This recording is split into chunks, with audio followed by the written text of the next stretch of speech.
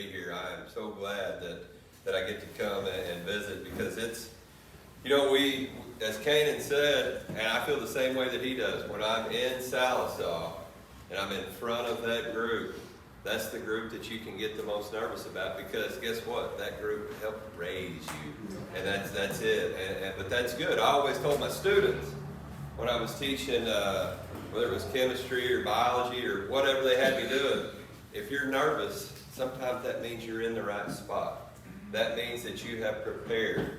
Those times I can remember where I didn't prepare for something, I walked in, I'm like, I'm not even nervous, and boy, I fell flatter than soup on a paper plate, and that's pretty darn flat. But when I was nervous, I knew that I had prepared, I had spent time, I had used the talent that God had given me, I had dug in a little bit extra. But I want to say thank you to Adair County and the individuals that are in this room to help make things possible. We just, as Kanan said, we just left the Crittenden edition. Now, I'll go a little bit on the other side of my genealogy, because Diane told you about my grandmother's side. On my grandpa's side, Joe and I are double cousins. Everybody says, this would be interesting.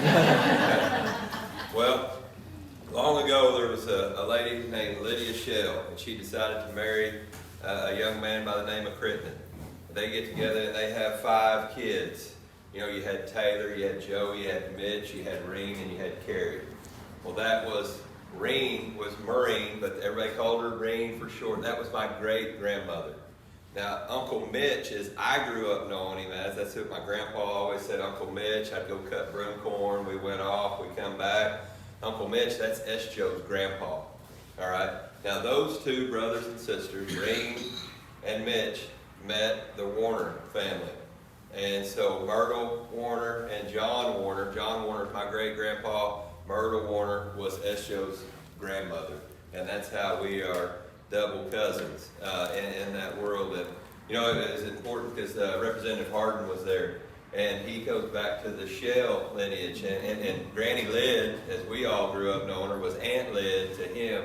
Doesn't that make you feel good? I know everybody's got those same stories, no matter where you're from, and you can put those together. And it's something that brings to mind. I talk about families a lot. I saw this up here. I want to say thank you to whoever put this up here. We're talking about foster care, because your family, sometimes people are born into different situations. We all know that. We don't get to pick and choose. But I want to say thank you to anybody that advocates for foster care, because that's the beginning of that individual's family unit and the story that they can start to tell. I know today we can look back in our genealogy and find different pieces. Some pieces we may really love, some pieces we may not be too fond of. But one thing about it, the Creator, God, He doesn't make any mistakes. He made all of us unique. We're 99.9% the same. But that one touch, that talent that He gives you, that special thing, and He gives you the best opportunity. You can choose to use as much talent as you want or as little talent as you want. We've seen this throughout time. And so my thought's always been, let's try to get in there and scrape out every bit of talent that we have. That way when I get to Him and I'm at His feet, I can say, man, I've used it all up. And I know I've got a long ways to go each and every day. But, talking about the Cherokee Nation and what it means to this area, 15 homes. These are, if you haven't been by there, go by and check it out. 3-bedroom home, 2-bath, a storm shelter built into the home inside, a spot to hook up a generator, a nice playground, 1/4 mile worth of sidewalks. It's fabulous. And we were just last month at the elder low-income rental units that we have over there. We need more of those units. Chief and I, Kanan, everybody that works really hard in the admin, we take a look out there and see what do we want to do. And people say, well, how about our area? I think that it's been an innovative way that the Housing Authority and the others have worked together to not just, we didn't just go into one community and build 100 homes.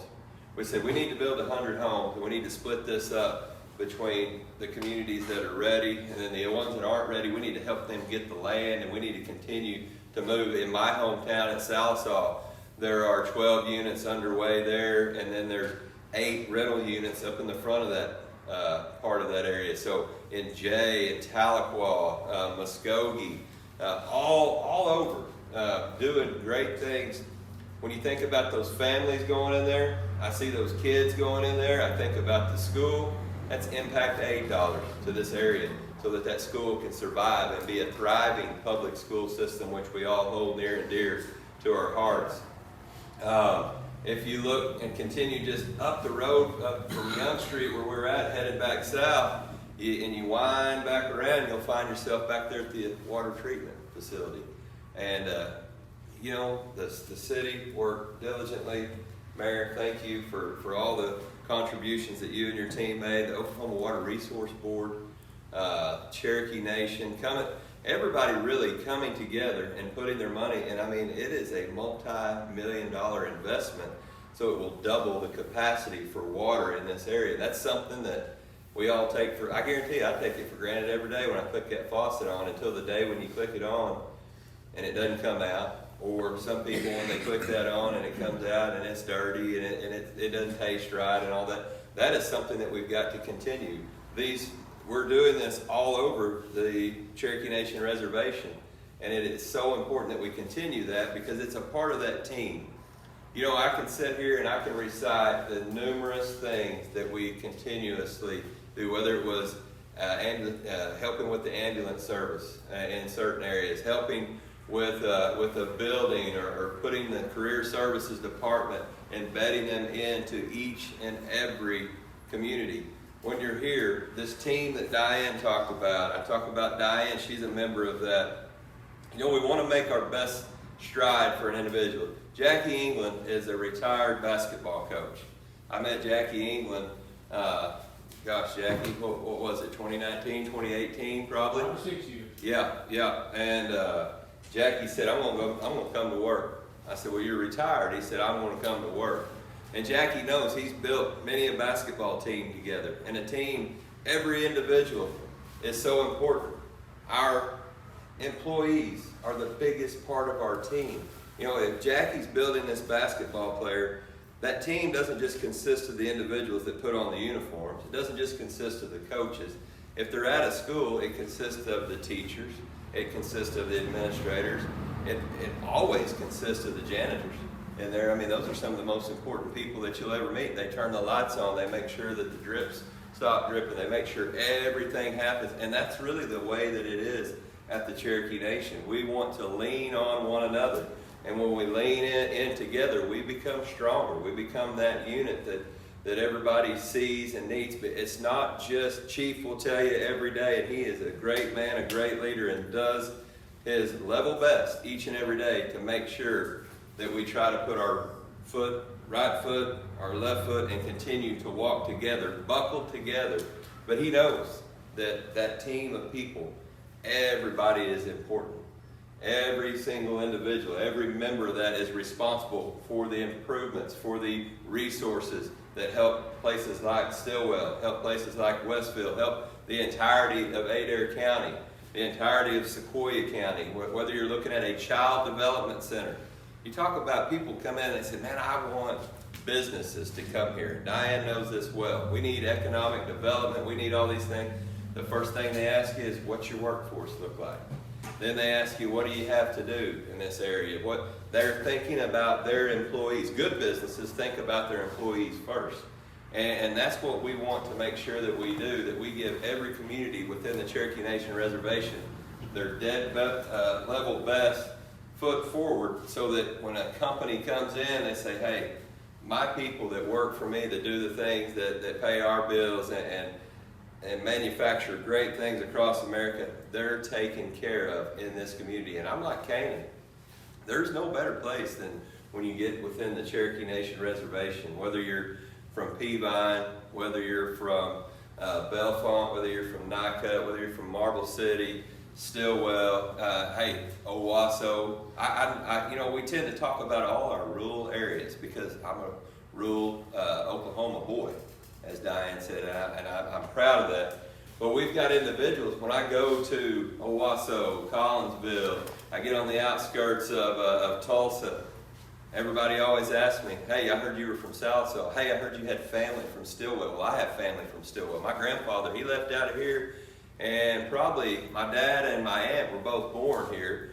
He left out of here probably 55, 56, soon after my dad was born, and moved his family to Tulsa, because that's where my grandmother's family, everybody left to go there to make a living. Well, guess what? The Great Renaissance is happening right now, and it's because of the efforts of a good mayor. It's because of the efforts of a diligent citizen of an area. We're bringing our people back because people want that pace of life that exists here. They want those resources. They want those opportunities. It's a good place to get an education. Hey, it's a good place to find out what hard knocks feel like, because I'm going to tell you, I grew up on the racetrack and all across, whether it was at Salisal, whether I was in California or wherever, there's a lot of hard knocks and a lot of hard lessons learned. I think those are valuable lessons. But guess what? After each race meet was over, we got to come right back home. And then, I've been in Stilwell now for 2 days, and it's wonderful. It's not even the Strawberry Festival. I mean, it's a great thing. I went yesterday. I'll share this story with you. You get your schedule and you're looking at it, and you start reading things, and boy, I tell you, today the capital that we talk about dollars and we talk about cents, sometimes we get caught up in saying, well, I'm so busy that I've got to be important. And we live by our schedules, and then we miss the flowers, we miss the bee, we miss the butterfly, we miss the little kid. I didn't miss it yesterday because I got called to Adair County for the Kiwanis. And it's the Adair County Fair right now, one of my favorite times of the year, because I know shortly these kids are headed to Fort Smith, Arkansas, then they're going to head over to Tulsa, and then some of them may head to Oklahoma City to take those animals that they've spent time with their family. They've smelt the roses. They took that time. But I had the honor yesterday to be the judge of the Superstar show. Has anybody here heard of the Superstar show? I mean, it was so wonderful. And I walk in, and these kids, they deserve the love and the attention and the admiration of everybody. And as long as I'm here, I'm always going to give it to them. No matter what their special need is, no matter what their disability is, one thing that I saw, they had people around them that loved them. And man, I get choked up. I walked in, and some days are tougher than others. But I'm having a pretty good day, and you just need a blessing. This little boy named Flynn Duncan, man, he's sitting there, and I get down beside him. We're going to take a photo.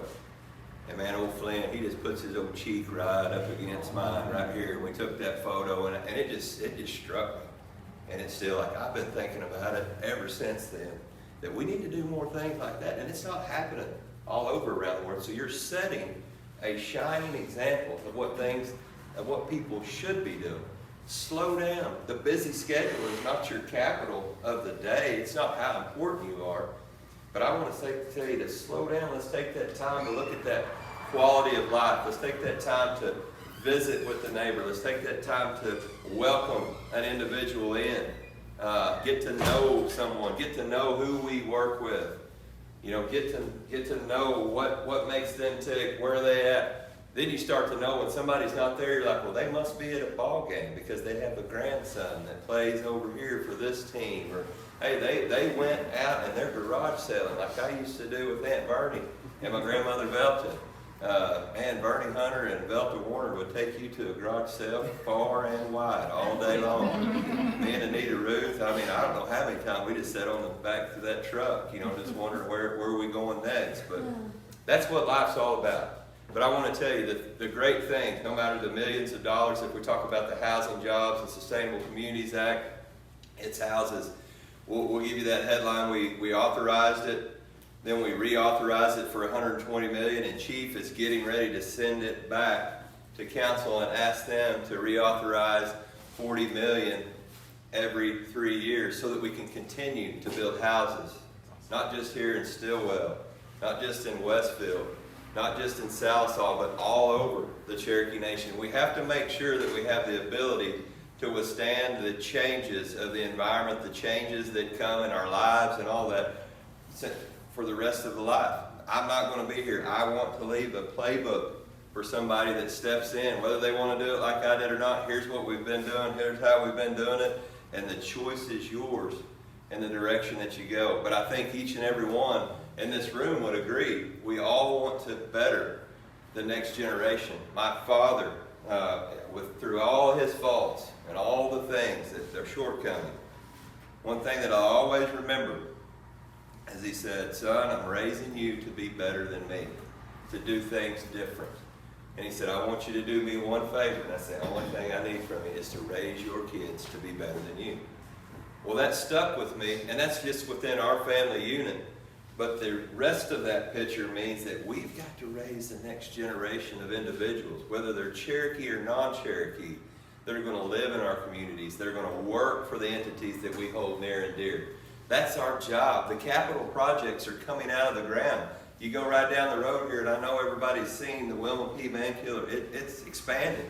And then we've got the Carson Wellness facility right beside it. We've got opportunities here across the street. We've got opportunities abound, but we've got to raise people that understand what are the needs of those individuals, understand that it's an honor and it's a blessing to be able to be a servant to the people. And does that mean that we give everybody everything that they need? No, we look to the future and say, is this feasible? Is this sustainable? And is this going to be the right move? But like Canaan said, we want to make sure that we're flexible in those dire times of need so that we can look and, well, that old boy, he's $5 over the limit. But we're going to help him with his rental assistance this month. We're going to help him with this. But with that helping hand, we always, in the office of the deputy chief, our next question is, have you been down to see Diane in career services? Because if we need help through human services today, what's going to happen tomorrow in the next few days? They can hook you up with the job. They can introduce you to people. They can show you opportunities. They can get you the training. They can get you the education that you need. I mean, it's wonderful to be blessed, to be a blessing, and living in a time today where we have more resources than the Cherokee Nation has ever had in the past. And I hear it from former leaders. They're like, you know, we wish that we'd have had that much to do with then.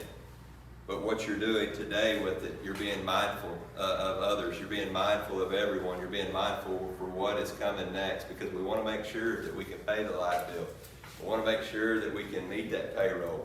That's the number one thing. And I want to make sure, as a deputy chief, that I can help my employees find a way to gather up time, because that's the capital that I want them to gather up. That's what I want, and I want them to say, my time, I've done my work, I'm going to go home and I'm going to be with my family. I'm going to enjoy this weekend. I'm going to go down to the quilt show.